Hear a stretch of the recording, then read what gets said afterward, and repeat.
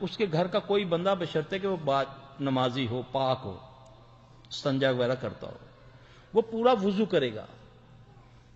کرے گا لیکن بغلیں بھی دھوئے گا، بغلوں کا پانی بھی ایک برتن میں اکٹھا کرے گا.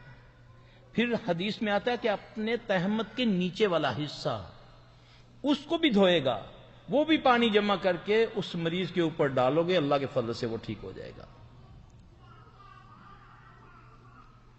اب سوال تو یہ پیدا ہو گیا، وہ تو سمجھ آ گئی کہ عامر رضی اللہ عنہ کی نظر لگی تھی حضرت سہل کو رضی اللہ تعالیٰ عنہ کو. اب ہمیں کیسے پتہ چلے کہ ہمیں کسی کی نظر لگی ہے؟ کوئی بھی نیک بندہ گھر کا اس صورتحال میں اپنے بندے پر اس طرح کا پانی ڈالے گا تو اللہ کے فضل سے اللہ اس کو شفا دے گا.